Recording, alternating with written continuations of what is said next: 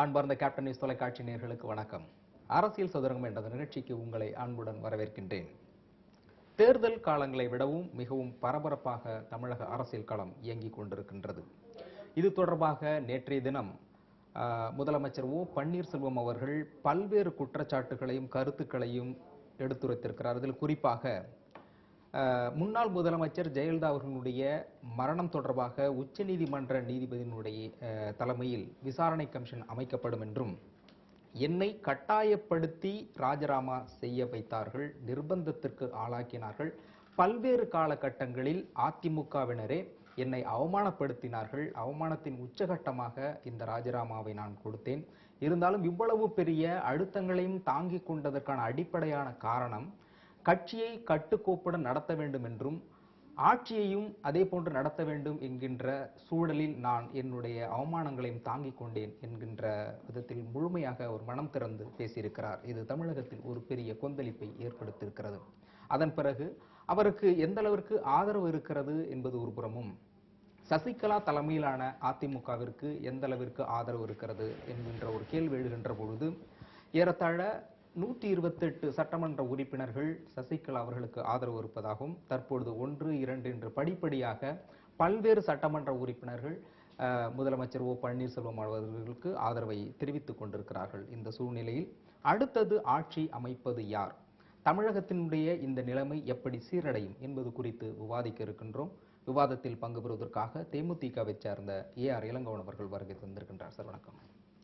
அதே போன்று திமுகவை சேர்ந்த மோகன் அவர்கள் வருகை தந்திருக்கின்றார். சார் வணக்கம். அதே போன்று பசும்பொன் மக்கள் கட்சியை சார்ந்த இசக்கிமுத்து அவர்கள் வருகை தந்திருக்கின்றார். சார் வணக்கம். இளங்கோவன் சார், உங்கள்கிட்ட ஆரம்பிக்கிறார். அதாவது இன்றைய சூழல் அப்படிங்கிறதும், நேற்றைய தினம் ஓ பன்னீர்செல்வம் அவர்கள் முதல்வர் அவர்கள் சொன்ன கூற்று, அதிலும் குறிப்பாக நான் ஒரு முதலமைச்சராக இருக்கக்கூடிய நான் பதவியை ராஜினாமா செய்ய சொல்லி கட்டாயப்படுத்தப்பட்டேன், வற்புறுத்தப்பட்டேன் அப்படின்னு சொல்லி இருக்கிறத நீங்க எப்படி பாக்குறீங்க?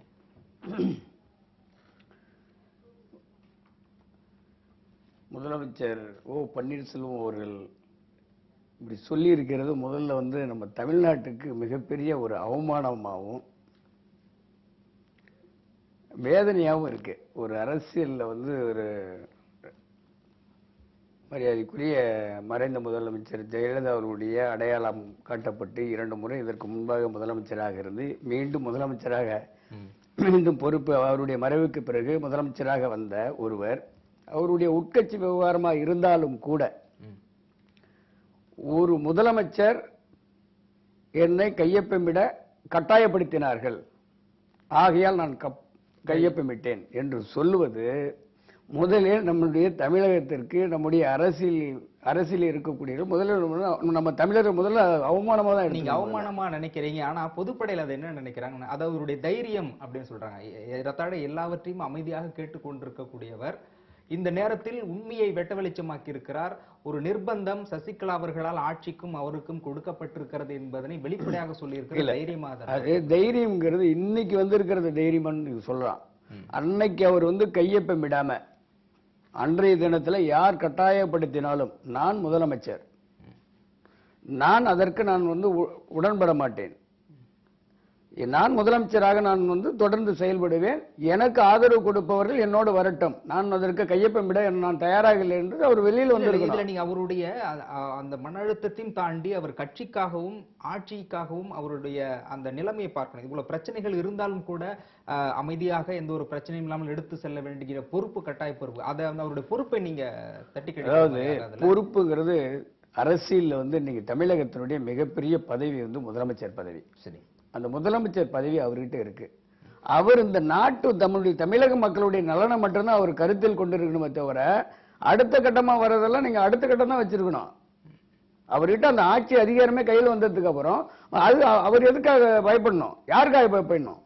இல்ல, அவர் தான் சொல்ல ஒரு விசுவாசமாக இருப்பது. இப்ப நீங்க சொல்ற ஸ்டேட்மெண்ட்ல வரும்போது கட்சி பிரிவினைப்படாதா? விசுவாசம் என்பது புரட்சி தலைவர் எம்ஜிஆர் அவர்களுக்கு அவர் விசுவாசமாக இருக்க வேண்டும், புரட்சி தலைவர் எம்ஜிஆர் உடைய தொண்டர்களுக்கு அவர் விசுவாசமாக இருக்க வேண்டும். அவரால் அடையாளம் காட்டப்பட்ட அதற்கு பின்பு அந்த கட்சியை வழிநடத்தி புரட்சி அவங்களுடைய தலைவி ஜெயலலிதா அவர்களுக்கு அவர் விசுவாசமாக இருக்க வேண்டும். அந்த கட்சியை வழிநடத்த வேண்டும் என்று அந்த தொண்டர்களுக்கு விசுவாசமாக இருக்க வேண்டும். எந்த விதமான அதிகாரமே இல்லாம அதிகாரம் எப்படி சொல்றீங்க? பொதுச் செயலாளராக தற்பொழுது பொதுச் செயலாளராக இருக்கக்கூடிய சசிகலா அவர்கள் விசுவாசமா இருக்க, அதுவே தவறு சார். சசிகலா அவர்களை பொதுச் செயலாளர் அவர் முன்மொழிந்ததே தவறு. முன்மொழிந்தது அவர்தானே. அது என்ன பொறுத்த வரையில் சசிகலா அவர்களை தற்காலிக பொதுச் செயலாளராக அவர் முன்மொழிந்ததே தவறு. அதுக்கு முன்னாடியே இந்த முடிவு, இன்னைக்கு எடுத்திருக்கிற முடிவு அதுக்கு முன்னாடியே எடுத்திருக்க வேண்டும் அப்படின்னு சொல்றீங்க. இது தொடர்பா உங்களுடைய கருத்துக்கள்.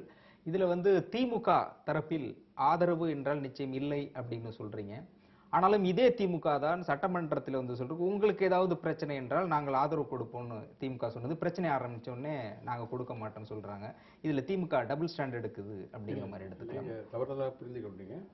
அசம்பிளியில் ஏற்படுகின்ற மாற்றங்கள், தீர்மானங்கள், அப்புறம் மக்கள் பிரச்சனைகள், இவைகளுக்கெல்லாம் நாங்கள் எதிரிலாக பார்க்க மாட்டோம், எதிர்கட்சிகளாக தான் செயல்படுவோம். அதாவது மாற்றான் தோட்டத்து மல்லிகையும் மணக்கும் என்ற அண்ணாவுடைய கோட்பாட்டுக்கு ஏற்ப அவரோட இணக்கமாக மக்கள் பிரச்சனையை நாங்கள் உங்களுக்கு கை கொடுப்போம் தான் சொன்னார். யார்? எதிர்கட்சி. இல்ல இந்த அடிப்படையில் அவங்க என்ன சொன்னாங்கன்னா, துரைமுருகன் அவர்கள் சொன்னது, இந்த முதலமைச்சர் தொடர்ந்து நீடிக்க வேண்டும்.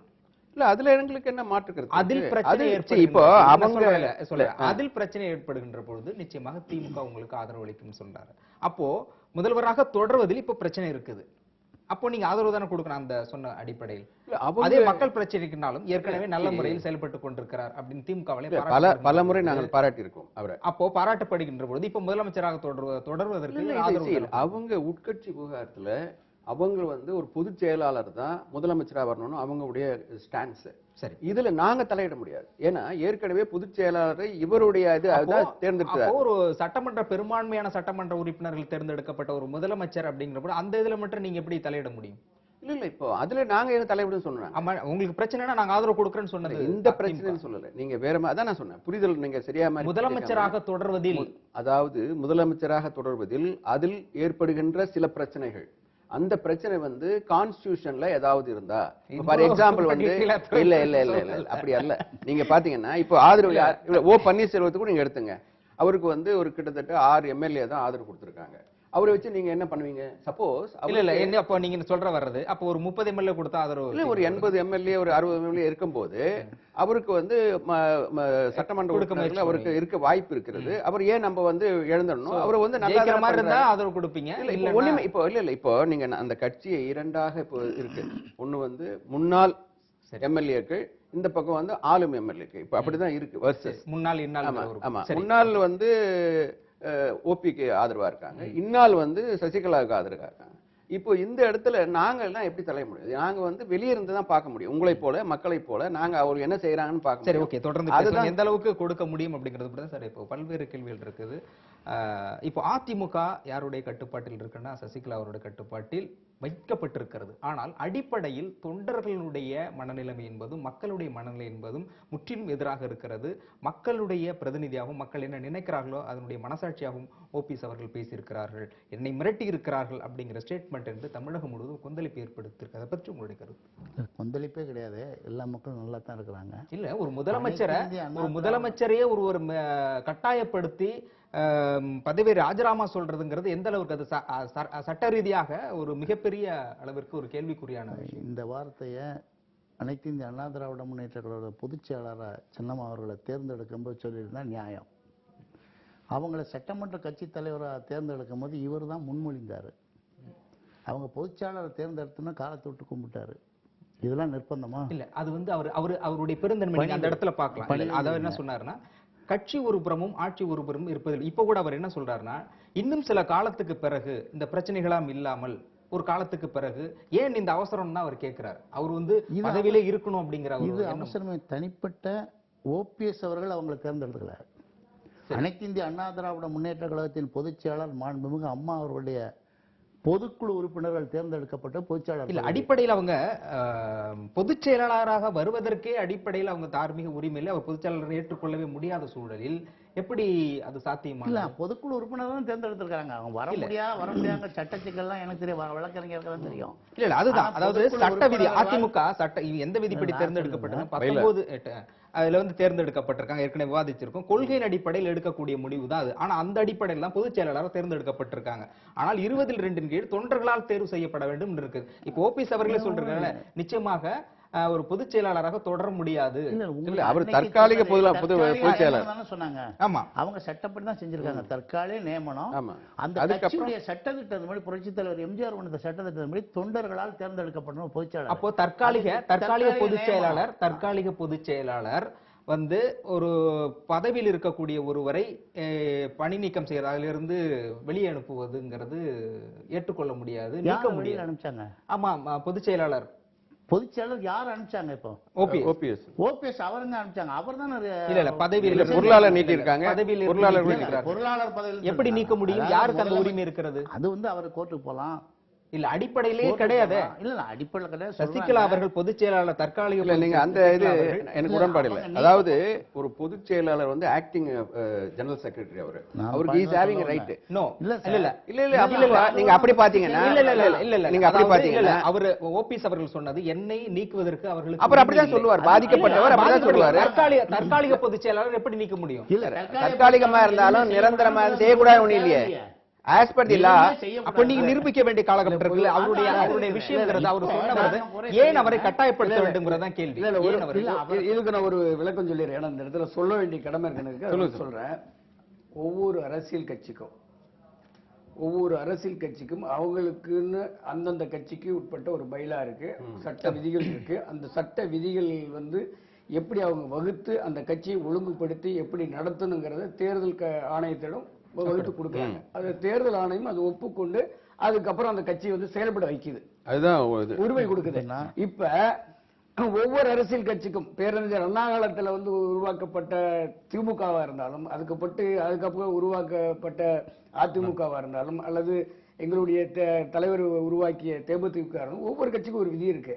அதிமுகவுடைய விதி, அந்த விதியின் அடிப்படையில இப்ப 2 நாளாக விவாதம் நடந்து கொண்டு இருக்கிறத நான் பார்க்கும் பொழுது, அந்த விதியின் அடிப்படையில் மரியாதைக்குரிய சசிகலா அவர்களை வந்து தேர்வு செய்தது சட்டத்துக்கு புறம்பானது என்று அவர்கள் கட்சியில் இருக்கக்கூடியவர்கள் விவாதித்துக் கொண்டிருக்கிறார்கள். நாங்களாம் யாரும் சொல்ல.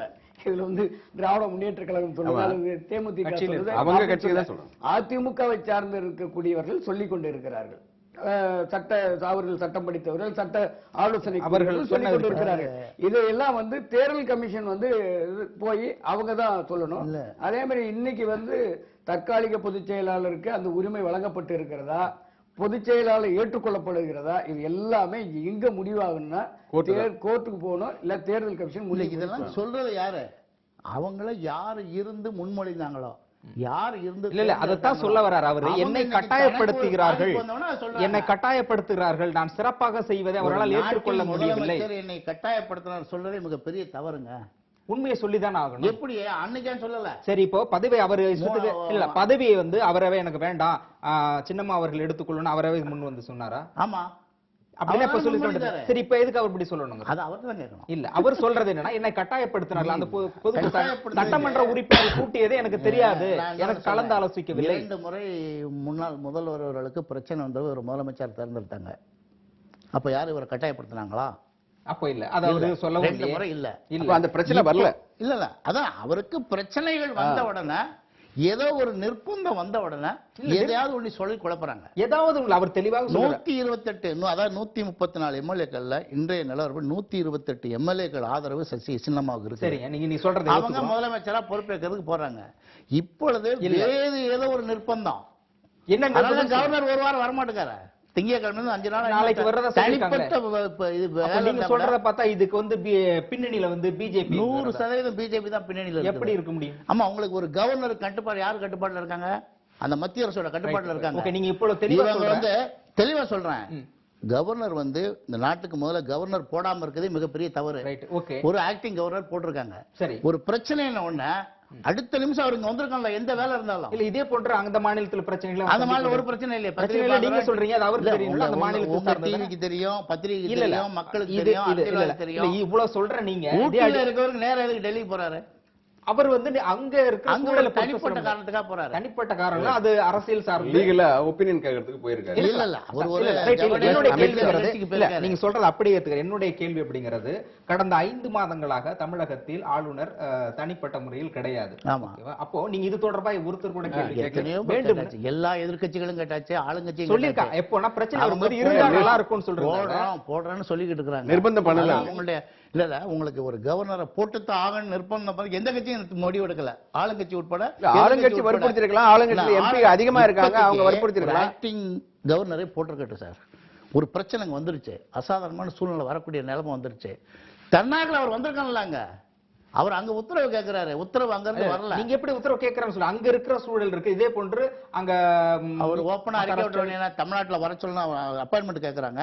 எனக்கு பாம்பேல வேலை இருக்கு, டெல்லியில வேலை இருக்கு, அரசு வேலை இருக்கு, என்னுடைய தனிப்பட்ட வேலைன்னு சொல்லியிருக்காங்கல்ல. அவர் சொல்லலையா? காலையில வராரு, சொல்ற மாதிரி இல்ல அது இது சொல்லித்தான் ஆக வேண்டும் இல்ல, அவருக்கு பணி இருக்குது, வருவ நேரத்தை சொல்ற நாளைக்கு வர்றேன்னு சொல்லி அவருக்கு இல்ல. இதுல இது தொடர்பா இன்னொரு கேள்வி நீங்க சொல்றீங்க இல்லையா, 128 பேர் வந்து சசிகலா அவர்களுக்கு ஆதரவு கொடுக்கிறார்கள் என்று. ஆனால் 128 பேரையும் சிறைபிடித்திருக்கிறார்கள் அப்படிங்கிற ஒரு இன்னைக்கு காலையில எல்லாருக்கும் அழைப்பு கொடுத்தாங்க, எல்லாரும் 10 மணிக்கு வந்தாங்க.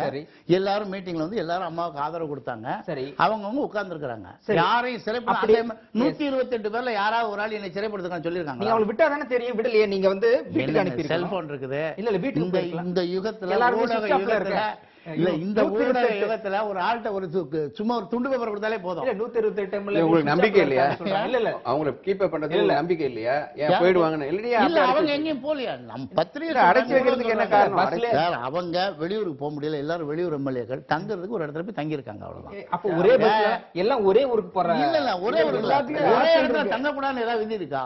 இல்ல எம்எல்ஏ ஹாஸ்டல் சொல்ற மாதிரி எம்எல்ஏ ஹாஸ்டல் இருக்கு. எல்லாத்துக்கும் அனுப்புறதுக்கு முடியல. அதாவது போற ஆளு தாராள அவங்க ஃப்ரீ பேர்டு விட்டாதானே. ஒரே 2 பஸ்ல வந்து எல்லாரையும் கூட்டிட்டு மகாபலிபுரம் போறீங்க, அங்க ஒரு ஹோட்டல்ல தங்க வைக்கப்படுறார்கள், திரும்ப வந்து டெல்லிக்கு போன கூட்டி இல்ல இதேதான் சிறைக்கப்படுகிறார்கள். ஒரு நிர்பந்தமான சூழ்நிலை. ஒரு கலெக்டிவா எல்லாருமே ஒரே இடத்துல இருக்கணுங்கிறது சட்ட விதி. அதாவது அந்த கட்சியோட சட்டத்தை சொல்றேன். இப்படி பஸ்ல கூட்டிட்டு போன மாதிரி சட்டம் நீங்க எல்லாரும் வந்து மெட்ராஸ்ல இருங்க அப்படி சொல்றது அவங்களுக்கு உரிமை இருக்கு. ரைட், அது ஏத்துக்குறோம். அந்த கட்சி எம்எல்ஏக்களை ஒரே இடத்துல தங்க வைக்கிறதுக்கு அவங்களுக்கு உரிமை உண்டு. ரைட். ஏன்னா அவன் எம்எல்ஏ வச்சுக்கணும். இப்ப எம்எல்ஏ ஹாஸ்டல் எதுக்காக இருக்குது சார்? அது அந்த தனிப்பட்ட எம்எல்ஏட விருப்பம் தானே. எந்த எம்எல்ஏயாவது என்னை விட மாட்டேங்கான்னு சொன்னாங்களா? இது வரலாம் விட்டா தானே சொல்லுவாங்க. இப்போ நீங்க அதே அடிப்படையில தான் காலை வரைக்கும் காலையில எம்எல்ஏக்கள் வந்தாங்க உங்களுக்கு. அதே அடிப்படையில காலையில மத்தியானம் வரைக்கும் அவருக்கு ஆதரவு யாருமே இல்ல அப்படின்னு இருந்தது. காலையில 2 எம்எல்ஏக்கள் 3 எம்எல்ஏக்கள். இல்ல இல்ல நான் அந்த பாதிக்க வருது. அங்க ஒரு தொகுதி எம்எல்ஏ அங்க இருந்தாரு, டிவில பார்த்தோம். அதே தொகுதி எம்எல்ஏ அங்க போயிருக்காரு. அப்ப எப்படி நீங்க சிறைப்பிடிச்சேன்னு சொல்றீங்க? அப்படின்னா உள்ள போன எல்லாத்தையும் நாங்க அரெஸ்ட் பண்ணி வச்சிருக்கோம். இப்ப அவர் விட்ட மாதிரி நீங்களே விட்டுருந்தீங்கன்னா அப்படி இல்ல, தொடர்ந்து விருப்பம் உள்ளவர்கள் போலாம். சார், இதுல வந்து பல்வேறு சந்தேகத்தை அவர் சொல்லியிருக்காரு. அது வந்து நிர்பந்திக்கப்பட்டது விஷயம். அதே போன்று ஜெயலலிதா அவர்களுடைய மரணத்தில் சந்தேகம் இருப்பதாகவும், அதுல வந்து உச்சநீதிமன்ற நீதிபதி தலைமையில் ஒரு விசாரணை கமிஷன் அமைக்க வேண்டும் அப்படின்னு ஓபிஎஸ் சொல்லியிருக்கிறது. அதாவது மறைந்த முதல்வர் ஜெயலலிதா அவர்கள் மரணத்தில் இருந்து அனைத்து கட்சிகளும், தேமுதிக தலைவர் கேப்டன் அவர்களுடைய அறிக்கையிலும் கூட ஜெயலலிதாவுடைய மரணத்தில் இருக்கக்கூடிய மக்களுக்கு எழுந்துள்ள சந்தேகங்களை தீர்த்து வைக்க ஒரு விசாரணை கமிஷன் வேண்டும், ஒரு வெள்ளை அறிக்கை வேண்டும் என்று தொடர்ந்து அனைத்து கட்சிகளும் வலியுறுத்தி வருகிறது. இந்த நேரத்தில் இப்பொழுது அதிமுகவில் இப்படிப்பட்ட ஒரு சூழ்நிலை ஏற்பட்ட பிறகு அந்த கட்சியில் இருக்கக்கூடியவர்களே அந்த சந்தேகத்தை வலுப்படுத்தும் வகையிலும் உறுதிப்படுத்தும் வகையிலும் இப்பொழுது பேசி வருகிறார்கள். பொதுவா முதலமைச்சராக இருந்த ஜெயலலிதா அவர்கள் மருத்துவமனையில் அனுமதிக்கப்பட்ட அன்று இரவு முன்பு என்ன நடந்தது, அனுமதிக்கப்பட்ட பிறகு அவருடைய மருத்துவமனையில் எந்தெந்த வகையில் அவருக்கு சிகிச்சை அளிக்கப்பட்டது, வெளிப்படைத்தன்மை கிடையாது. அந்த சிகிச்சையினுடைய வெளிப்படைத்தன்மை கிடையாது. இதுக்கு முன்னாடி பாத்தீங்கன்னா புரட்சி தலைவர் எம்ஜிஆர் அவருடைய அது வந்து ஒரு தன்மை இருந்தது. இல்ல இது தமிழக முதலமைச்சர் ஜெயலலிதா அவர்களுடைய அந்த விஷயத்தை சொல்லும் பொழுது கூட ஒரு பெண்ணாக இருப்பதாலும் தொற்று பரவிடும் அப்படிங்கறதுனாலும் அந்த ஹாஸ்பிட்டலுடைய லா அப்படி நீங்க வந்து ஒரு பெண்ணாக இருப்பது ஒரு ஆண் போய் பார்க்க வேண்டிய அவசியம் கிடையாது. பெண்கள் போய் பார்க்கட்டுமே. டாக்டர் தவிர வேற யாரும் அனுமதிக்கப்படல அப்படிங்கறதா யாரு அனுமதிக்கக்கூடியவர், யாரு அனுமதிக்க கூடாதுன்னு சொல்றது யாரு? அப்போ அந்த இடத்துல நான் கேட்கிறேன், ஜெயலலிதா அவருடைய குடும்பத்தை சார்ந்தவர் அனுமதிக்கலையா? இல்ல நீங்க இந்த கேள்வி கேட்கும்போது இன்னொன்று இருக்குது. ஒருவேளை நீங்க சொல்கின்ற அடிப்படையில் சசிகலாவோ அவர்கள் குடும்பத்தை சார்ந்தவர்களோ அனுமதிக்கவில்லை என்றாலும் கூட அதையும் மீறி அவர்களுக்கு என்ன நடந்து கொண்டிருக்கிறது கேட்கக்கூடிய இடத்தில் இருக்கக்கூடிய உரிமையில் இருக்கக்கூடிய ஆளுநரோ இல்ல மத்திய அரசோ இருக்கிறது. அவர்களும் இதை செய்யவில்லை அப்படிங்கும் போது நீங்க எழுப்புற அதே சந்தேகத்துல அவங்களுக்கும் உடன்பட்டதா இருக்கு. நிச்சயமா அதுக்கும் அவங்க பதில் சொல்லிதான். அதாவது அதுல வந்து குறுக்கிட்டு ஒரு பதில் சொல்லலாமா? கண்டிப்பா சொல்லலாம். எல்லா தலைவர்களும் போய் பார்த்தாங்க, மருத்துவமனையில பார்த்தவர்கள் எல்லா தலைவர்களும் போய் விசாரிச்சாங்க. முதலமைச்சர் ஓபிஎஸ் அவர்களை போய் விசாரிச்சாங்க. எல்லார்ட்டையும் அவர் என்ன சொன்னார்? அம்மா நல்லா இருக்காங்க, அம்மா நல்லா இருக்காங்கன்னு சொன்னாரு. ராகுல்ஜி வந்தாரு, அன்புமணி ராமதாஸ் வந்தாரு, மிஸ்டர் ஸ்டாலின் வந்தாங்க, எல்லா கட்சி தலைவர்களையும் கவர்னரும் வந்தாரு. கவர்னர் பார்த்தாரு, ஆனா பார்க்கல. மத்திய அமைச்சர் வந்தா இல்ல பார்க்கல நம்ம சொல்றோம். அவர் வந்து அவங்க பார்த்தாங்க, இன்டென்சிவ் கேர்ல கண்ணாடியில பார்த்து தான் நானே சொல்லிடுறேன். நம்ம எல்லாரும் இது வந்து ஒரு பொதுவான விஷயம். ஒரு முதலமைச்சர் பெண்ணாக இருந்தவங்க இறந்த பிறகு அதை விமர்சனம் பண்றது ஒரு முதலமைச்சராக இருக்கக்கூடிய எல்லார்ட்டையும் இவர் சொன்னது பொய்யா அல்லது இன்னைக்கு சொல்றது பொய்யா? இல்ல இப்ப இல்ல அதுதான் எல்லாரும் அம்மா நல்லா இருக்காங்க நல்லா இருக்காங்கன்னு சொன்னார்ல. அவர்கள் இப்ப சொல்லி எல்லாரும் கேட்டோம்ல. எல்லா தலைவர்களும் சொன்ன பதில இன்னைக்கு அவரே சொல்றாரு. ஐயா அப்ப அன்னைக்கு செஞ்சது அவர் சொன்னது பொய்யா? அதான் சொல்றாரு, நிர்பந்திக்கப்பட்ட. எதுக்கு நல்லா இருக்காங்கன்னு சொல்ல யாராவது நிர்பந்திக்கப்படலாம்? அதான் சொல்றாரு, நிர்பந்திக்க மாட்டாங்க. நல்லா இருக்காங்கன்னு என்கிட்ட சொல்றாங்க, அதான் சொல்றேன். அது இன்னைக்கு தானே சொல்றாரு. அது அப்பவே சொல்லன்ற. அன்னைக்கு வந்து சொன்ன அன்னைக்கு சொல்லும் பொழுது நல்லா இருக்கா, அப்ப நான் உட்பட போனல. ஆமா ஆமா நல்லா இருக்காங்க. அப்ப அவர் பார்த்தா தான் நாங்க நினைக்க முடியும். இன்னைக்கு பார்க்கலங்கிறாருன்னா அதுக்கு நாங்க என்ன செய்யறது? அப்ப அன்றைக்கு சொன்னது பொய்யா, இன்னைக்கு சொன்னது பொய்யா? இல்ல எதுவும் இந்த விஷயம் $1 மில்லியன் கொஸ்டினா இருக்கு. இதுல அடிப்படையான கேள்வி இது எல்லாம் தாண்டி ஒரு பெரிய முதலமைச்சர், தமிழகத்தினுடைய ஒரு மாநிலத்தினுடைய முதலமைச்சர் சிகிச்சைக்காக தங்கி இருக்கின்ற பொழுது அவரை யார் வந்து சந்திக்கிறார்கள் என்பதை பார்ப்பதற்கு ஒரு சிசிடிவி கேமரா கூட பொருத்தப்படல. அங்க வேண்டாம், சிகிச்சை நடக்கிற இடத்தில் தேவையில்லை. ஆனாலும் அந்த அறைக்கு யார் வருகிறார்கள் என்று பார்ப்பதற்கு கூட ஒரு இது அது வந்து அந்த மருத்துவமனை நிர்வாகம் சொல்ல வேண்டிய பதில். அப்போ நிர்வாக மருத்துவமனை சட்டத்திட்டம் நமக்கு தெரியாது. அப்போ முதலமைச்சர் அவர்களை பாதுகாக்கக்கூடிய பொறுப்பில் இருந்த சசிகலாவிற்கோ அல்லது குடும்பத்தை சார்ந்தவர்களுக்கு அந்த அக்கறை இல்லையா, பொறுப்பு இல்லையா? முதல்ல ஒரு முதலமைச்சர் இருக்கும் பொழுது அது சாதாரண ஹாஸ்பிட்டல் கிடையாது, ஒரு பெட்டிக்கடை வச்சிருக்க ஹாஸ்பிட்டல் கிடையாது. அதுல கூட பெரிய ஹாஸ்பிட்டல் இல்ல, மிகப்பெரிய ஹாஸ்பிட்டல். அந்த மருத்துவமனை நிர்வாகம் டாக்டர் பிரதாப் ரெட்டி இருக்கிறாங்க, லண்டன் டாக்டர் வந்தாரு, எய்ம்ஸ் டாக்டர், மத்திய அரசுக்கு சொந்தமான எய்ம்ஸ் டாக்டர் வந்தாரு, சிங்கப்பூர்ல இருந்து வந்தாங்க. அங்க உள்ள ஸ்டாஃப் இருங்க, ஏதாவது தவறு நடந்திருந்தா எங்கேயாவது ஒரு மூலையில அந்த விஷயம் வெளியில வந்திருக்கும். அப்படிலாம் யாரும் வந்து தமிழ்நாட்டு கலாச்சாரம் நம்பினவங்களை யாரும் கைவிட மாட்டாங்க, நம்ம உட்பட. அப்படி ஒரு தவறு நடக்கிறதுக்கு வாய்ப்பே இல்லை. இல்ல அப்படி நீங்க இருக்கும்பொழுது குறைந்தபட்சம் முதலமைச்சரை நீங்க இன்றைக்கு கூட சசிகலா அவர்கள் சொல்றாங்க, சிரிச்சுக்கிட்டு இருந்தாங்க, பேசிக்கிட்டு இருக்காங்க, பிளாக் அண்ட் ஒயிட் படம் போட்டு கொடுத்தோம் பார்த்துக்கிட்டு இருக்காங்க. அப்போ ஓரளவு நலமாக வந்து வீட்டுக்கு வெளியே செல்லக்கூடிய அளவிற்கு அவர்கள் உடல்நலம் தேடி இருக்கிறார்கள் புரிஞ்சிக்க முடியுது. அப்ப அந்த நிலைமையில் இருக்க கூட அவங்கள பார்க்க அனுமதிக்க கூடாது. அதாவது அவங்க வந்து ஒரு சினிமாவில இருந்து வந்தவங்க. சரி, அதான் நம்ம அதாவது மேக்கப்னு சொன்னா கூட தவறான வார்த்தை, ஃப்ரெஷ்ஷா வெளியில வர நினைக்கிறவங்க. சரி, அந்த படத்தை வெளியிடக்கூடாதுன்னு அவங்க கூட சொல்லியிருக்கலாம்ல. அது இல்ல, அது நான் ஒரு அணு கூட அசையாது. புரட்சி தலைவர் அம்மா அவர்களை மீறி அந்த கட்சியில ஒரு அணு அசையாது. இன்னைக்கு பேசுறவங்களும் அன்னைக்கு பேசிருக்க வேண்டியதானே, இன்னைக்கு குதிக்கிற PH பாண்டி அன்னைக்கு குதிக்க வேண்டியதானே, இன்னைக்கு குதிக்கிற KP முனுசாமி அன்னைக்கு குதிக்க வேண்டியதானே, டாக்டர் மைத்ரேயன் 3 தடவை MP இருந்தார், இன்னைக்கு குதிக்கிறாரு, அன்னைக்கு குதிக்கல. சொல்லக்கூடாதுன்னு இருக்கா இல்ல குறைந்தபட்சம் ஒரு முதலமைச்சருக்கு இது மாதிரி பேசிக்கிட்டு இருந்தாங்க, நாங்க பாத்துக்கிட்டு இருந்தோம், ஒரு புகைப்படம் அல்லது கண்ணாடி வழியாவது பார்த்து யாரையாவது அனுமதி இதுவரைக்கும் பார்த்ததாக யாருமே சொல்லவில்லை. அது வந்து மிகப்பெரிய மர்மமாக இருக்கு. திமுக தலைவர்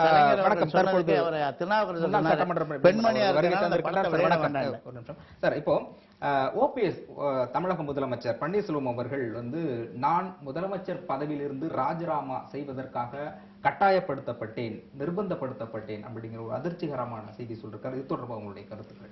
இல்ல, அது என்னன்னு சொன்னா நாம அப்படி சொல்லியிருந்தா அதை அவர் என்கொயரிக்கு இது பண்ணலாம், ஒன்றும் தவறு கிடையாது. ஏன்னு கேட்டா அந்த கட்சியோட உள்விகாரம் அது. ஆனா அவர் ஓப்பனா ஒரு முதலமைச்சர் இப்படி சொல்லும் போது தமிழ்நாட்டில் அப்புறம் ஒரு சாதாரண ஆட்களுக்கு இருக்கக்கூடிய சூழல் என்ன என்ற ஒரு கேள்வி வந்து இயல்பாவே எல்லாரும் முன்னாடியே எழும். அது அப்படி எழும்போது என்னன்னு சொன்னா அதை விசாரிப்பதற்கான அதிகாரம் முதலமைச்சருக்கே இந்த பிரச்சனை அப்படின்னு சொன்னா அவர்கிட்ட தான் வந்து போலீஸ் இலாக்காவும் இருக்கு, காவல் இலாக்காவும் காவல்துறையும் இருக்கு அவர்கிட்ட.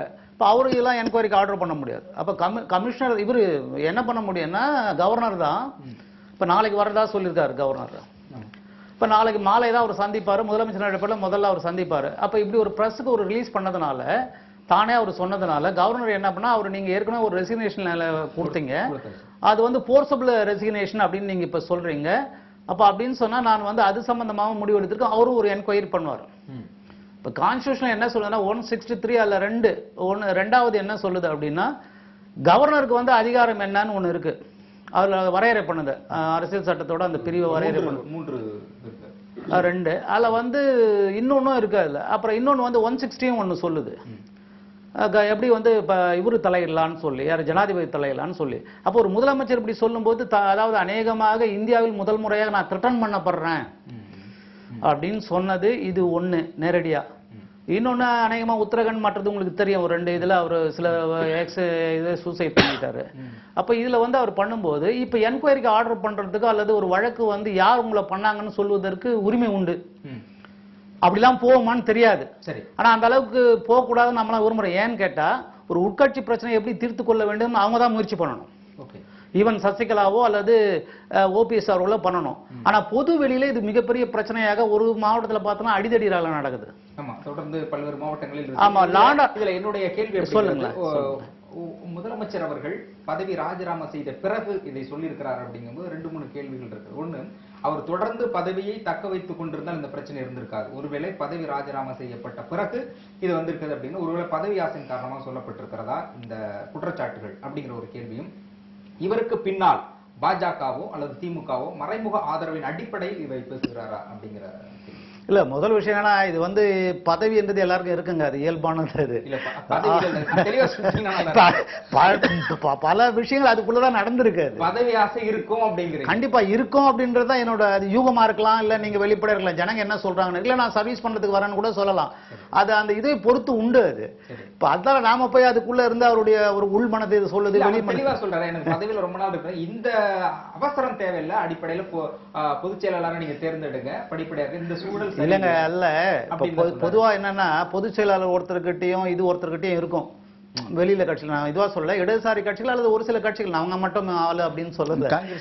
மற்ற இடங்கள எஸ் அப்சல்யூட்லி அது வந்து இன்னொருத்தர்கிட்ட வந்து ஒரு பொதுச் செயலாளர் பதவி இருக்கும், இன்னொருத்தர்கிட்ட ஒருத்தர் இருக்கும். ஆனா இங்க என்ன நடக்குது அப்படின்னு சொன்னா பவர் வந்து ஒருத்தர்கிட்டயே ஹேண்டில் பண்ணும் அப்படின்னு நினைக்கிறாங்க. அப்போ ஓபிஎஸ் அவர்கள் இப்போ வந்து ஏன் சொல்றாங்க, யாருமே கட்சிக்குள்ள இருந்து சொன்னாங்கன்னா நடவடிக்கை எடுப்பாங்க. கட்சிக்குள்ள இருந்து யாருமே சொல்ல முடியாது, அது சொல்லிய வண்ணம் செயல் சொல்லுவாங்க. நாம கூட இப்ப கட்சிக்குள்ள இருந்தாலும் அது சொல்றோம், இல்லைன்னா வந்து பிரச்சனை அப்படின்னு எதை வேணாலும் சொல்ல முடியும் அப்படின்னு இருக்கு. ஆனா அதுக்குள்ள சில உண்மைகளை அவர் சொல்றாரு. என்னன்னு சொன்னா, நான் வந்து நிர்பந்திக்கப்பட்ட என்ன முன்மொழிய சொன்னாங்க, அப்புறம் வந்து நான் 2 மாசம் கழிச்சு ஏன் சொல்றாங்கன்னு சொன்ன அப்பவே நான் சொன்னேன். முன்னாள் முதலமைச்சர் அவர் மொழியில அம்மான்னு சொல்றாரு. இப்ப ஜெயலலிதா அவர்களுக்கு நான் கோயில் கட்டி அங்கே செட்டில் ஆயிரேன்னு சொன்னேன். நான் செட்டில் ஆயிரேன்னு தான் சொன்னேன். என்னதான் வந்து நான் உடனே பதவி ஏத்துக்கிட்டா ஜனங்க தப்பா நினைப்பாங்க, அதனால வந்து நீ இப்ப ஏத்துக்க, உன்னதான் அவங்க சொல்லியிருக்காங்க, 2 முறை நீங்க இருந்திருக்கீங்க அப்படின்னு சொன்னதாக யாரு அவரே சொல்றாரு. அப்ப அவரோட வாக்கு மூலமா அதை நம்ம எடுத்துக்கலாமா வேணாமா அப்படின்னு சொல்லி நம்ம பொது வெளியில டிஸ்கஷன் பண்ணதுக்கான சூழல் வந்தது ஒரு மோசமான சூழல் தான் அது. ஏன்னா அவங்களுக்குள்ள அது முடிச்சுக்கின்னு இருக்கணும். இப்ப வெளியே வந்த பிறகு நாம் பேச வேண்டிய கட்டாயமும் நிர்பந்தமும் வரும்போது அது வந்து ஒரு எரிச்சலையும் கோபம். அப்ப மார்க்சிஸ்ட் கட்சியை பொறுத்த வரைக்கும் நாங்க என்ன சொன்னோம்னா, மக்கள் மத்தியில் நீங்க போங்க. அவங்க சசிகலா கிட்ட மக்கள் மத்தியில் நீங்க போறா அப்படிங்கறது ஒருவேளை இந்த சட்டமன்றத்தை கலைத்து விட்டு திரும்ப தேர்தல் சந்திங்கிறதா எடுத்துக்கிறதா? இல்ல, அப்படி நாம எப்பவுமே சொல்லல, கவர்னருக்கு இது கொடுங்க சொல்ல. என்ன சொன்னா ஒரு சிம்பிள் கொஸ்டின்ங்க இருக்கு, நம்ம உங்களுக்கு இருக்கு எனக்கு இருக்கு. தொடர்ந்து பேசலாம். ஒரு சிறிய அரசியல் சுதந்திரத்தை தற்பொழுது ஆட்சி எந்த விதத்தில் சென்று கொண்டிருக்கிறது, கட்சி ஒருபுறமும் ஆட்சி ஒருபுறமும் இருக்கின்ற பொழுது மக்கள் எதை நம்பி சென்று கொண்டிருக்கிறார்கள், தமிழகத்தில் அசாதாரண சூழ்நிலை நிலவிக் கொண்டிருக்கிறது, இதற்கு யார் காரணம், இதற்கு தீர்வு என்ன என்பது குறித்து விவாதித்துக் கொண்டிருக்கின்றோம். விவாதம் ஒரு சிறிய விளம்பர இடைவெளிக்கு பிறகு தொடரும்.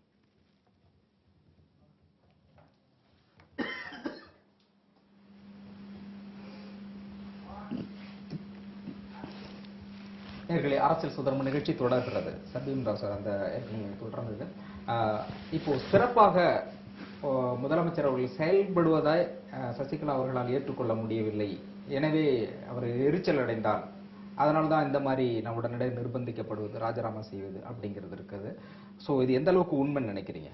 இல்ல அதுல என்னன்னு சொன்னா அவரு ஏற்கனவே என்னன்னா நம்ம இவங்க ஜெயலலிதா அவர்கள் இருக்கும்போது அவர் 2 முறை இருந்திருக்காரு. அப்ப என்ன சொன்னாங்கன்னா ஒரு அம்மா சொன்னதே சொல்லலாம்னு நினைக்கிறேன். நம்ம சொல்றதை விட காமன் பீப்புள் வந்து என்ன ஃபீல் பண்றாங்க அப்படின்னு அவங்க என்ன சொன்னாங்கன்னா இவங்க எனக்கு இந்த ஆன்மா மேல நம்பிக்கை இல்லை, அதை முதல்ல சொல்லிடு.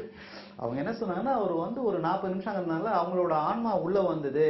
முன்னாடிலாம் வந்து நான் அவர் ஐயா அவங்க மொழியில ஐயாவை நான் பார்க்கும்போது அவர் ரொம்ப எதுவுமே செய்ய மாட்டாரு, எதுவும் ஒரு மாதிரியா இருப்பாரு.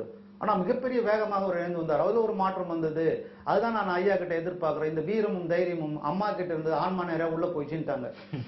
சரி இல்ல அவங்க சொன்னதுல நான் ஆன்மா உள்ள போறது போவது அவங்களோட விருப்பத்தை பொறுத்தது. நம்ம அவங்க ஆன்மா இருந்தா உள்ள போயிட்டா தப்பு கிடையாது, அது நம்ம ஒன்றும் தடை செய்ய முடியாது.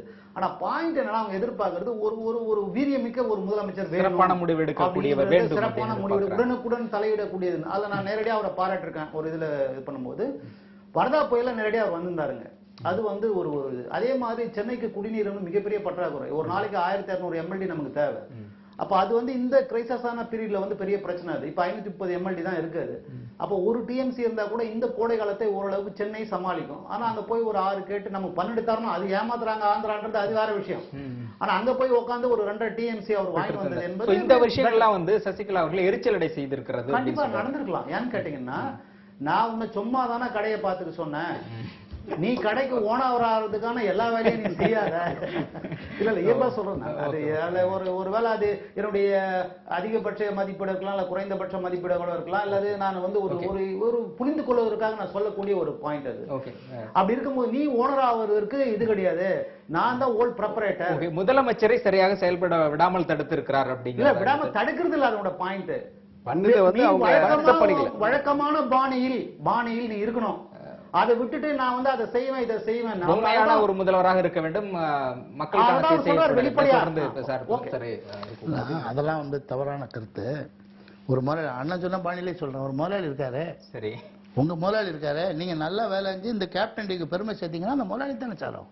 சரி அது எதுக்கு அந்த முதலாளி பொறாமப்படுறாரு? இல்ல இதுல சொல்லக்கூடிய வாதத்தை அப்போ இல்ல இந்த இது 2 விஷயத்தை இல்ல ஒரு நிமிஷம் இது பதில் சொல்லிடுங்க.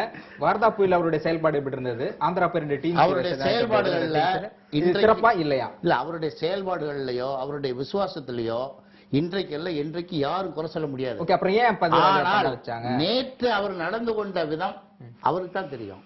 அந்த நிர்பந்தம் என்னங்கறத பகிரங்கமா சொல்லணும். இல்ல நேற்று அப்படிங்கிறீங்க, ஆனா அவர் சொல்ற இதுக்கு முன்பு பிரதமர் அவர்களை சந்திக்க செல்கின்ற பொழுது இவர் போறாரு, கூடவே தம்பிதுரை டீம்ல வச்சுட்டு ஒரு பாராளுமன்ற உறுப்பினர் எல்லாத்தையும் அனுப்புறீங்க. அது தேவையில்லாம ஒரு குழப்பத்தை பிளவை ஏற்படுத்து.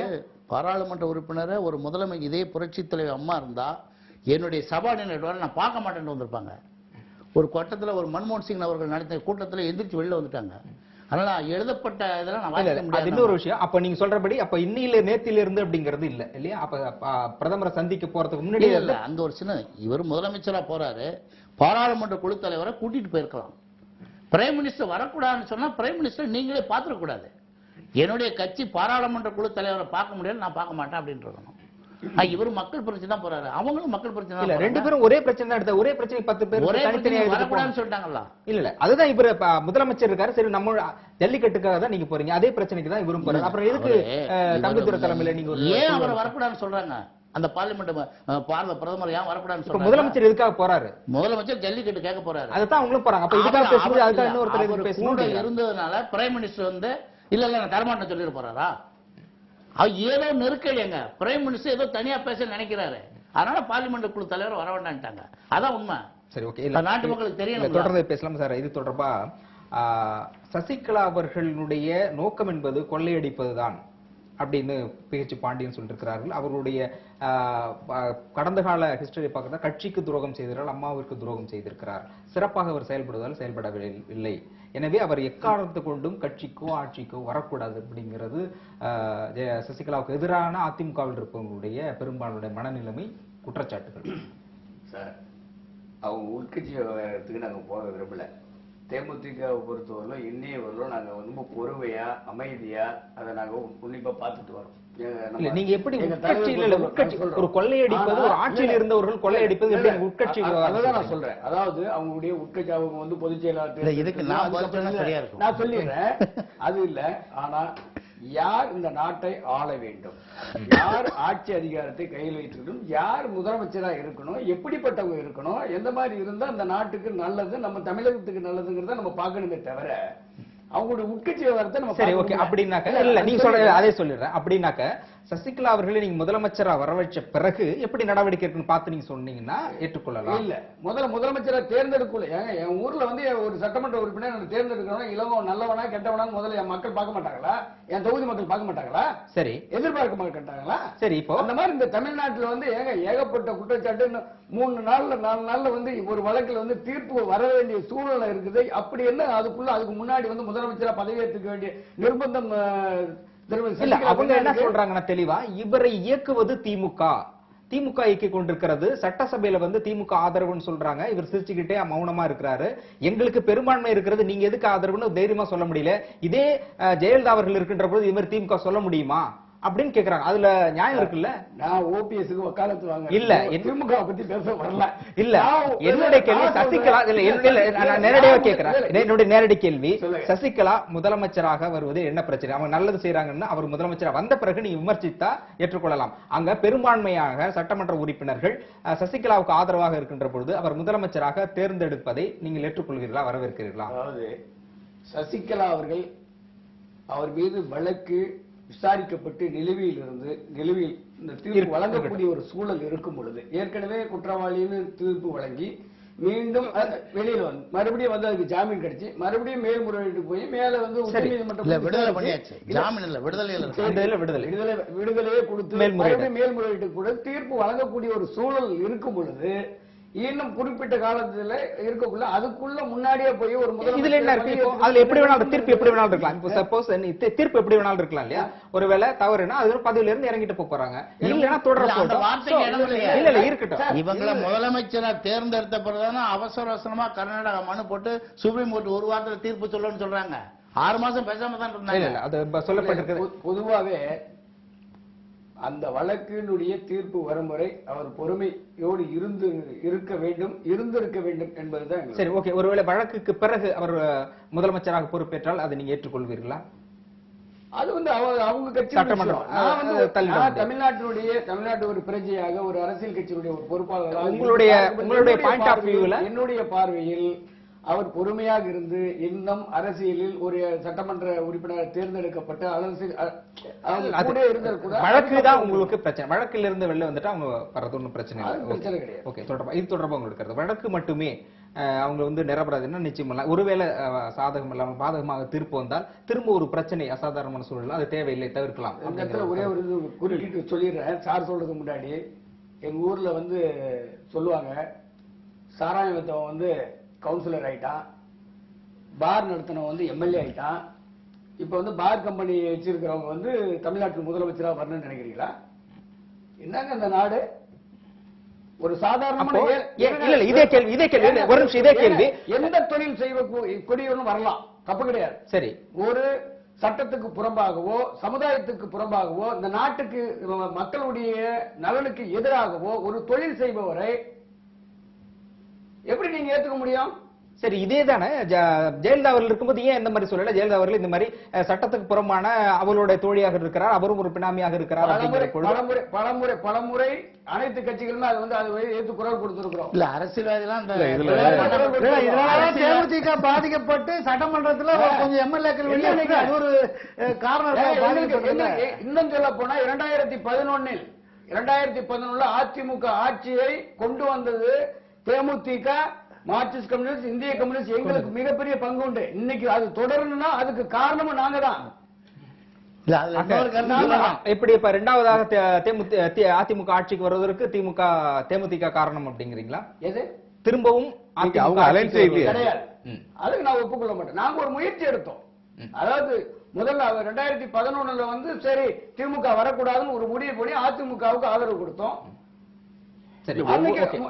சொல்லிடுறேன். அதுக்கப்புறம் பார்த்தோம் அவங்களுடைய நடவடிக்கை பழைய நடவடிக்கை தான். 91 96 எப்படி இருந்தாங்களோ அதே நடவடிக்கை மீண்டும் 2001 2006 எப்படி இருந்தாங்களோ அதே நடவடிக்கை மீண்டும் அதிமுகவுடைய நடவடிக்கை இருந்தது. இல்ல இதுல இன்னொரு விமர்சனம் அதனால நாங்க வைக்கப்படுகிறது. வந்து புதிதா ஒரு அணியை அமைச்சு நாங்க தேர்தல் இல்ல, அவர் சொன்ன ஒரு களத்தில் பாயிண்ட் கிளாரிஃபை பண்ணலாம்னு நினைக்கிறேன் நான் மிஸ்டர் ஆசை அவர்களே. என்கிட்ட அவர் சொன்ன ஒரு பாயிண்ட் வந்து இளங்கோ சார் சொன்ன ஒரு பாயிண்ட் நான் அக்ரி பண்ணேன். கேட்டீங்கன்னா ஒரு பாயிண்ட் நீங்க மறுக்கிறீங்க, எல்லாருமே அது பல ஊடகங்கள் மறுக்கிறாங்க. அதாவது இந்த பிரச்சனைகளை பண்றாங்க தவிர இப்ப திராவிட இயக்கங்களுக்கு மாற்றாக ஒரு வழி திறப்பதற்கு ஒரு டிஸ்கஷன் உருவாக்குவதற்கு இப்ப நம்ம வெளிப்படையா சொல்லலாம், திமுகவும் அண்ணா திமுகவும் பல கட்சிகளை உடைச்சிருக்கிறாங்க. அதோட உள்நோக்கம் உங்களுக்கு தெரியும், யாரும் வளரக்கூடாதுன்னு. இப்ப கூட என்ன அவங்க சொல்றாங்கன்னா, அதுல உள்ளீடு மரியாதைக்குரிய ஸ்டாலின் அவர்கள் சொல்லக்கூடியது, நேத்து அவர் வந்து இவரை ஜனாதிபதி பார்க்க போலான்னாரு, அதுக்கப்புறம் நிறுத்திட்டாங்க. அந்த முயற்சி அவங்க கைவிட்டுட்டாங்க. ரெண்டாவது இப்போ அவங்க என்ன சொல்றாங்கன்னா, அது ஒரு உள்கட்சி பிரச்சனை, அவருக்கு நேத்திக்கெல்லாம் சொல்ல தெரியல அவங்களுக்கு. அப்ப என்ன பண்றாங்கன்னா, அந்த கட்சி சிதைவது வந்து தனக்கு பலமான எதிரி வேண்டுமா வேண்டாமான்னு அவங்க தீர்மானிக்கிறாங்க. புரிஞ்சுங்க, அது என்னோட யூகம் தப்பா இருக்கலாம். அவங்க சொல்றாரு சசிகலா வந்து பலமான எதிரியா அல்லது ஓபிஎஸ் பலமான எதிரியா, யார் பலவீனமான அவங்க கணிப்பையில இருக்கிறாங்க. அப்ப அவங்க ஒரு லீடு ஒண்ணு கொடுக்குறாங்க சட்டமன்றத்துல. என்ன லீடுனா, அது உள்ள உட்கார்ந்து பார்த்தா தெரியும், அந்த இதுல அவர் கூட தெரியும். என்ன சொல்றாரு, ஓபிஎஸ்க்கு நான் ஆதரவு தருவேன்னு. மரியாதைக்குரிய சசிகலா அவர்களுடைய ரெண்டு சார்ஜ் என்னன்னா, ஒண்ணு பன்னீரை பார்த்து சிரித்தார், அவங்க சிரிச்சாங்க அப்படின்னு சொல்லி சொல்றாங்க. இன்னொன்னு, நீ வந்து உடஞ்சு வேணா உனக்கு ஆதரவு தருவாங்க அப்படின்னு சொல்லி. ஒரு காலம் அந்த ஆதரவு வந்து அப்படி வராது. ஏன்னா ஓபிஎஸ் என்ன சொல்றாருன்னா, இன்னைக்கு அதிமுக எம்எல்ஏக்கள் எனக்கு ஆதரவு அளித்தாதான் நான் தொடர்ந்து சிஎம் ஆக நீடிப்பேன், அதர்வைஸ் நான் அதுக்குள்ள இருக்க மாட்டேன் அப்படின்னு சொல்றாரு. ஒண்ணு அவர் சொல்றதை நீங்க எப்படி ஏத்துக்க முடியும்? நேத்திக்கு வந்து பதவியை ராஜினாமா பண்ணி நம்ம உண்மையா ஆதரிச்சுன்னு சொல்றாரு. இன்னைக்கு வந்து இல்ல நிர்பந்திக்கப்பட்ட. ஐயோ, ஒரு விஷயம் கிளியர் பண்ணீங்க, நான் ஓபிஎஸ்க்கு ஆதரவா பேசுறேன்னு அதெல்லாம் வந்து அவர் சொல்வதை முழுமையாக எதிராக பேசுறேன்னு சொல்ல, இருக்கக்கூடிய சூழலை நாம் புரிந்து கொள்வதற்கு இதை நான் சொல்றேன், அவ்வளவுதான். அது ரைட்டா ராங் அது நீங்க தான் டிசைட் பண்ணுங்க, இல்ல பப்ளிக் டிசைட் பண்ண போறாங்க. ஏன்னு கேட்டா, அதனால நாங்க பப்ளிக் கிட்ட போங்க அப்படின்னு சொல்றோம். ஏன் பப்ளிக் கிட்ட போங்கன்னு சொன்னா, நீங்க சொன்ன பாயிண்ட் தான் அப்புறம் அவரும் சொன்னாரு. அதிமுக நம்ம நண்பர் அவரும் என்ன சொல்றாருன்னா, ஆமாம் நாங்க வந்து சசிகலா சொல்றோம், ஆஸ்பர்லா வந்து அது சொல்லுதுன்னு. ஆனா என்ன பண்ண, ஜனங்கிட்ட ஒரு மாற்று வழியை, ஒரு ஜன்னலை, ஒரு கதவை திறந்து விட்டு அதன் மீது அரசியல் நடத்துவதற்கு பாலிசி வைஸ். இப்ப இந்த ரெண்டு விஷயம் பாலிசி இருக்கா? எந்த பாலிசியும் இல்ல சொல்ற குற்றச்சாட்டுல. நான் என்ன சொல்றேன்னா, நான் உங்களை பார்த்து சிரிப்பது வந்து பண்பாடு, அது அரசியல் நாகரிகம். சிரிப்பது பண்பாடு, ஏற்றுக்கொள்ள முடியும். இல்ல ஜெயலலிதா அவர் மரியாதைக்குரிய ஜெயலலிதா முதலமைச்சர் அவர்கள் இருக்கும்போது மரியாதைக்குரிய விஜயகாந்த் அவர்கள் வணக்கம் பண்ணா கூட அவங்க பண்ணுவாங்க, சிரிப்பாங்க. அது நாங்க நேரடியா பார்த்தனால சொல்லலாம், பார்க்காதனால நான் சொல்ல. ஒரு 145 அல்லது 5 நாட்கள் வந்து மொத்தம் 5 வருஷத்துல கூடின சட்டமன்ற நிகழ்வுல இருந்து நான் சொல்றேன், சிரிப்பாங்க. யார் வணக்கம் பண்ணாலும் அவங்க மரியாதை கொடுப்பாங்க. அதெல்லாம் நம்ம மற்ற பாலிசைஸ் நம்ம சண்டை போட்டுருவோம் அவங்களோட. யார் முதலமைச்சர் ஜெயலலிதாவோட அப்ப அவங்க இருக்கும்போது பாலிசைஸ் நம்ம சண்டை போடுறோம்.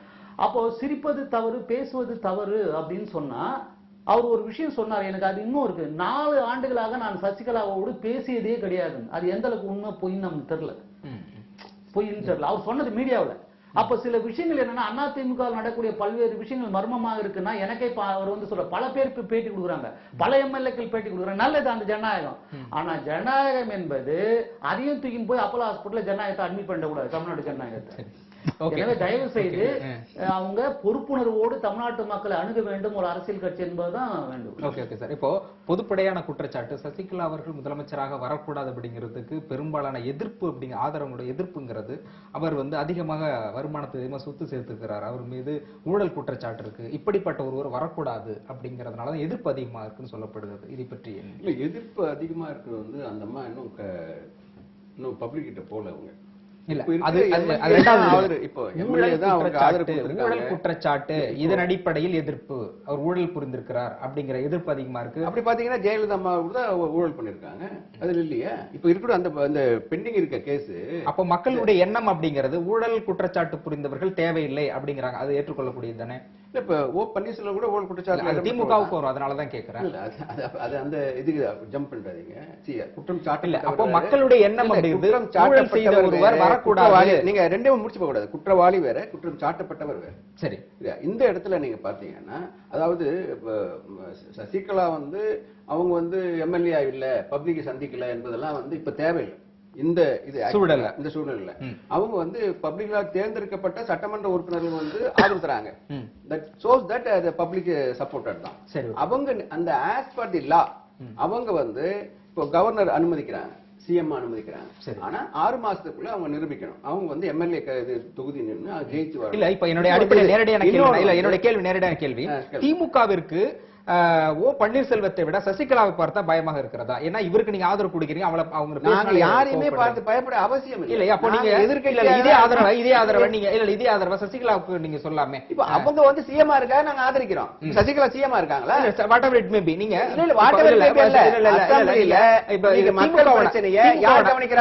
திமுகவோட ஸ்டாண்ட் பாருங்க. ஸ்டாலின் அவர்கள் ஓபிஎஸ் எப்படியாவது இருக்கணும், கண்டினியூ பண்ணணும் அப்படிங்கறதுல வந்து ரொம்ப அது நீங்களா நினைக்கிறீங்க. இல்ல அவங்களுடைய ஸ்டேட்மென்ட் வந்து சிஎம்ஆ இருக்கிறதுனால அது வந்து மக்கள் பிரச்சனைகளை அவர் தெளிவா இருக்கிறதுனால, சசிகலா அவர்கள் பிரச்சனைகளை சால்வ் பண்ணதுனால அவரே இருக்கட்டுமே அவங்க ஆதங்கமா இருக்கலாம். சரி, சசிகலா அவர்கள் வந்த பிறகு இதை விட சிறப்பாக செயல்பட மாட்டார்னு என்ன இருக்கு? இருக்கிறவங்க செயல்படுத்துறது தப்பு என்ன? இல்ல அது ரெண்டு இருக்குல்ல. இப்போ அது வந்து முதலமைச்சர் கேளுங்க. முதலமைச்சர் அப்படிங்கிறது தீர்மானிக்க கூடியது பெரும்பான்மை சட்டமன்ற உறுப்பினர்கள். பெரும்பான்மை சட்டமன்ற உறுப்பினர்கள் முதலமைச்சராக தேர்ந்தெடுக்கப்படுகின்ற பொழுது ஏன் வந்து திமுக பயப்படணும்? அவர் வரக்கூடாது. நாங்க பயப்படணும் அவசியம் இல்லை. இது வந்து அவங்க உட்கட்சி விவகாரம், நாங்க தலையிடுவதே தவறு. இருந்தாலும் கூட பப்ளிக் வந்துட்ட பிறகு நாங்க கமெண்ட்ஸ் கொடுக்க வேண்டிய அவசியமாக எதிர்ப்பு அப்படிங்கிறது பன்னீர்செல்வமே நான் சிஎம்ஆ வருவதற்கு விருப்பம் இல்லை என்று ஆரம்பத்திலே சொன்னவர் தான். சரி, அதுக்கு அவரே சொல்றாரு, அவருடைய ஸ்டேட்மெண்ட்லயே இருக்கு. அப்படி இருக்கும்போது அவர் சிஎம்ஆ வர்றாரு. அவர் அச்சீவ்மெண்ட் பாக்குறாங்க. அவர் வந்து 3-4 அச்சீவ்மெண்ட் வந்து ப்ராப்பரா பண்றாரு. அப்ப அந்த அச்சீவ்மெண்ட்ல அவர் பேர் வாங்கிடுவாரு, இந்த கட்சி அவர் எடுத்துட்டு போயிடுவாரு அப்படின்னு பயப்படுறாங்க. அவர் வந்து தொழிலாளியா தான் இருக்காரு. நீங்க சொன்னது போல என்னோட அது ரைட். நீங்க பேசுறத என்னோட திமுக பாயிண்ட் ஆஃப் வியூல நான் கேக்குறேன். இப்ப ரெண்டு பேரு ஓபிஎஸ் அவர்களும் சசிகலா அவர்கள் இருக்கும்போது சசிகலாவை பார்த்து திமுக வரக்கூடாது, அப்படி பண்ணக்கூடாது. நாங்க அவங்க வரக்கூடாதுன்னு எப்பவுமே சொல்றது இல்ல. நம்ம ஸ்டாலின் அவர்கள் எந்த காரணத்துக்கு இப்ப சிஎம்ஆ இருக்கிற ஓ பன்னீர்செல்வத்தை நாங்க ஆதரிக்கிறோம்னு சொல்றோம். அதுங்கறத நாங்க ரெண்டு பேரையுமே நாங்க ஆதரிக்கிறோம். நாங்க ஈவன் பன்னீர்செல்வமே ஒத்துக்கல. அவரே ஒத்துக்கல. துரைமுருகன் சார் சொன்னாரு, நீங்க கவலைப்படாத, நாங்க இருக்க உங்களுக்கு ஆதரவு கொடுக்குறோம். சட்டமன்றத்தில் இருக்காது. அது கோவிலா சொல்லிருக்கலாம். அதை போய் அது எப்படிங்க? இல்ல அதான் கேக்குறாங்க. சசிகலாவுடைய நீங்க வந்து விமர்சனம் பண்றீங்க.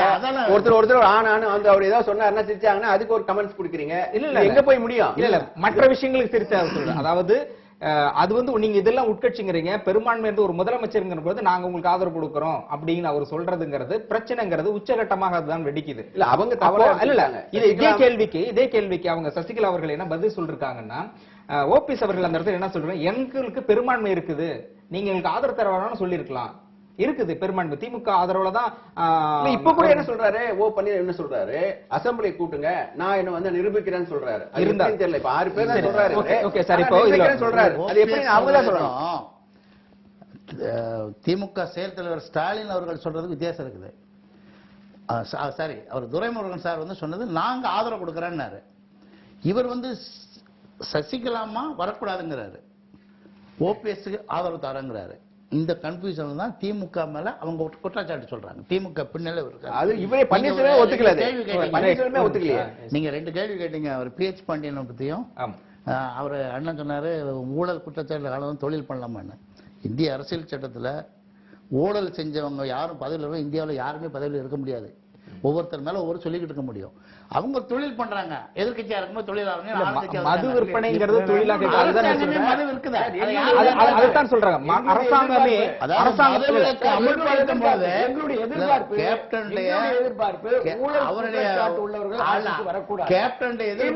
நியாயம். மக்கள் ஆமா நாங்க எதிர்பார்க்கிறது. நான் சொல்ல வர்றேன், மதுபான ஆளை வைத்துக் கொண்டு இந்த மக்களை சாகடித்துக் கொண்டு இருக்கக்கூடிய தொடர்ந்து 15 வருட காலமாக அவர் சொல்றது அரசியல் செய்து கொண்டிருக்கிறது. சொன்னதை ஒரு கிளாரிஃபை பண்ணிடுறேன். என்னன்னு கேட்டா ஊழல் செய்து யாருமே இல்லைன்றாரு. இடதுசாரி கட்சிகளுக்கு அவர் ஒரு பெரிய பண்பாடு உண்டா? இடதுசாரி கட்சிகளை தவிர இல்ல இருங்க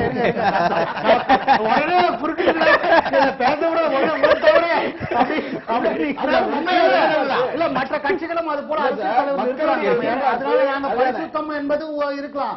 மற்ற கட்சிகளிலும் பரிசுத்தமானவர்கள் இருக்கிறார்கள். அவங்க தலைமுறை இருக்காங்க. அதான் கட்சி என்ன சொல்லுச்சு கேட்டால் நான் சொல்ல வரேன். ஒரு வாரம் கழித்து பதவி ஏற்பதில் ஒன்றும் தலைகீழ் ஆயிடாது. அப்ப பிஜேபி என்ன ரோல் பண்ணுன்னு நீங்க தயவு செஞ்சு புரிஞ்சுக்கணும். இதுவரைக்கும் மரியாதைக்குரிய சசிகலா அவர்களின் தரப்புல இருந்து பிஜேபி விமர்சிக்கவே இல்லை. என்ன காரணம்னு ஒண்ணு இருக்குல்ல, அதுக்குள்ள ஒரு கேள்வி. நடராஜன் சொன்னார். நடராஜன் ஒன்னும் எம்எல்ஏ கிடையாது, எம்சி கிடையாது. அவரு சசிகலாவோட ஹஸ்பண்ட். அவள் தானே அவருக்கு இருக்கக்கூடிய அந்த இது. சசிகலாவோட ஹஸ்பண்டுக்கு ரொம்ப சிம்பிளா சொல்றீங்க. ஆமா, எனக்கு அப்படிதான் சொல்ல முடியும். என்ன இதுவா ரொம்ப நீங்க அதாவது நான் என்ன சொல்ல வரேன்னா, அப்போ ஒரு வாரமா இப்ப இவரு கவர்னர் வரலன்றதுக்கு ஒரு கண்டனம் தெரிவிக்கலாம்ல. இப்ப அவங்க சட்டமன்ற குழு தலைவர்கள் கூட்டம் நடந்தது, எம்எல்ஏக்கள் கூட்டம். அதுல இன்னொன்னு அவர் சொன்னது என்ன மிரட்டாங்கிறத விட இன்னொன்னு சேர்த்து சொன்னாரு, சட்டமன்ற அந்த எம்எல்ஏக்கள் கூட்டம் நடத்துவது எனக்கு தகவலே தெரியாது. ஆமா சொல்லியிருக்காரு. உலகத்துக்குமே தெரியுமா 3 நாளா பேப்பர்ல வந்துருச்ச செய்தி. உலகத்துக்கே தெரியறது அவருக்கு. நீங்க குறைந்தபட்சம் ஒரு முதலமைச்சராக இருக்கிற அழைப்பு இல்லை. ஆசையோட கேள்வி ஒரு 2-3 எடுத்துக்கிறேன் நான். இல்ல ஒரு செகண்ட். அப்ப அவர் என்ன சொல்றாருன்னு சொன்னா, ஓபிஎஸ் அவர்கள் அவர் சொல்லும்போது இவங்க அதுக்குள்ள இருந்து உள்வாங்கி அவர் என்ன சொல்றாரு, என்ன ஃப்ரண்ட்ல உட்கார வைக்கல அப்படின்னு. அது ஒரு உண்மையான பிரச்சனை. இப்ப நீங்க முதல்ல இப்ப யார் கொடுப்பீங்க? அதிமுக இவ்வளவு பெரிய பிரச்சனை ரகலை ஜனநாயகம் நடக்குதா இல்லையா, உட்கட்சி பிரச்சனை கூட அவர் அண்ணன் முதல்ல பேச சொல்லுங்க. ஏன்னா அதிமுக என்பதனால அவர் பேச சொல்லுங்க. நெக்ஸ்ட் டிஎம்கே பேச சொல்லுங்க.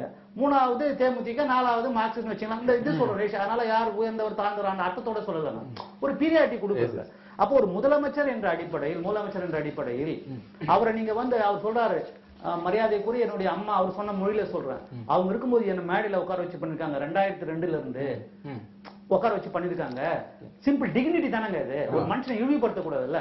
அப்ப என்ன உட்கார வச்சு இப்படி எல்லாம் என்ன ஏத்துக்க சொல்லிட்டு பண்ண, அதனால தான் நான் வேணாம் நான் விட்டு போறேன்னு சொன்னா கூட என்ன அசிங்கப்படுத்தி வேற மாதிரி கேவலப்படுத்தும் போது நான் தமிழ்நாட்டு மக்களுக்கு ஏதாவது செய்யணும்னு நினைக்கிறேன். அவங்க வருஷம் சொல்ல அவங்க தரப்புல சொல்றது இதெல்லாம் டிக்னிட்டி ஏற்றுக்கொள்ளக்கூடிய. அப்போ ஒரு முதலமைச்சராக இருக்கக்கூடியவர் சசிகலா காலில் எப்படி விடுறது? அப்ப எப்படி டிக்னிட்டி ஒத்துக்குது அவருக்கு? சார் நான் உள்ள கூட்டம் அடிக்கிறேன்னா இல்ல பேசுறான்னு உங்களுக்கு எனக்கு அப்படிதான் தெரியாது.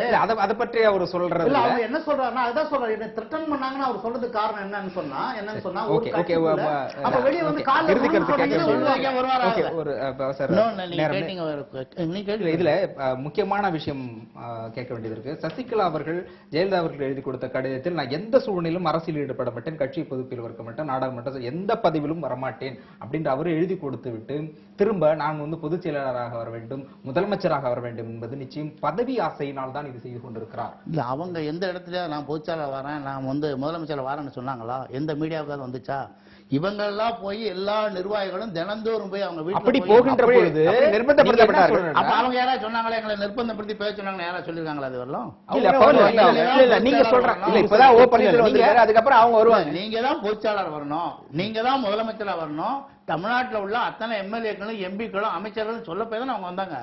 அவங்க முதல்ல அதாவது என்னை முதலமைச்சர் ஆக்குங்க அப்படி சொல்லுகின்ற பொழுது நீங்க என்ன சொல்லி இருக்கணும்? ஏற்கனவே அம்மா கிட்ட நான் இது மாதிரி சொல்லி கொடுத்திருக்கேன், சத்தியம் செஞ்சு கொடுத்திருக்கேன், அவங்களுக்கு நான் உண்மையான விசுவாசியாக இருப்பேன், எனவே நான் எக்காலத்திலும் வரமாட்டேன். அவர் சிறப்பாக அம்மா இருக்கும்போது ஒரு ஸ்டாண்டு இல்ல ஒரு ஸ்டாண்டா?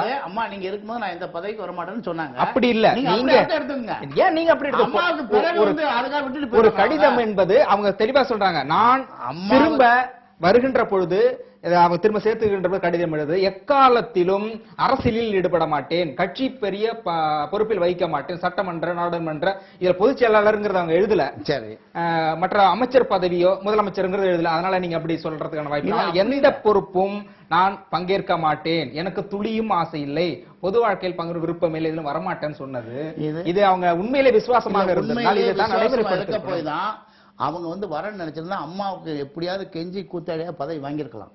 அம்மா இருக்கிறவரை நான் வரமாட்டேன். நாங்க யார்கிட்ட முதலமைச்சர் ஜெயலலிதா இருக்கும்போது பதவிக்கு வந்திருக்கலாம். அம்மா இருக்கிற வரையிலும் நான் எந்த பதவிக்கு வரமாட்டேன். எங்க அம்மாவுக்கு அக்காவுக்கு நான் சகோதரியா இருப்பேன்னு சொன்னாங்க. இப்போ அம்மா இல்ல, ரெண்டு பேருக்குமே பதவி.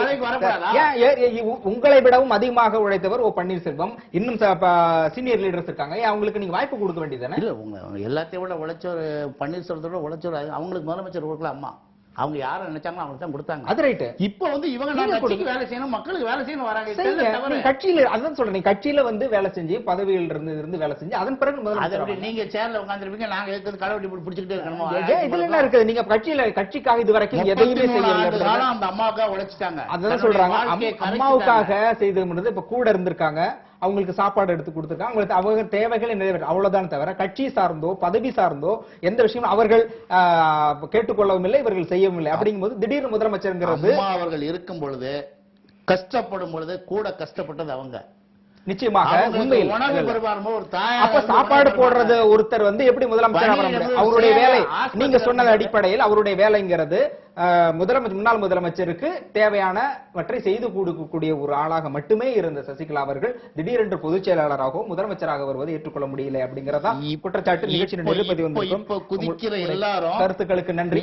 நேர்களே, அரசியல் சதுரங்கம் நிகழ்ச்சியில் பல்வேறு கருத்துக்கள் விவாதிக்கப்பட்டது. குறிப்பாக ஓ பன்னீர்செல்வம் அவருடைய குமுறல் என்பது ஒட்டுமொத்த மக்களின், தமிழக மக்களுடைய குமுறலாக ஏற்றுக்கொள்ளப்பட்டது. இதுவரை புதைந்து கிடந்த பல்வேறு மர்மங்களுக்கு விடை காணும் விதமாக அவர் பல கருத்துக்களை சொல்லியிருக்கார். இன்னும் பல்வேறு கருத்துக்கள் அவரிடம் வரும் என்று எதிர்பார்க்கப்படுகிறது. இருப்பினும் நிச்சயம் தமிழகத்திற்கு தேவையான நிலையான ஒரு அரசு அமைய வேண்டும்.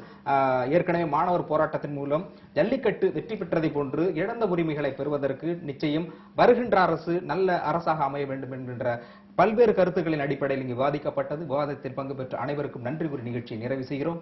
நன்றி, வணக்கம். ஓகே.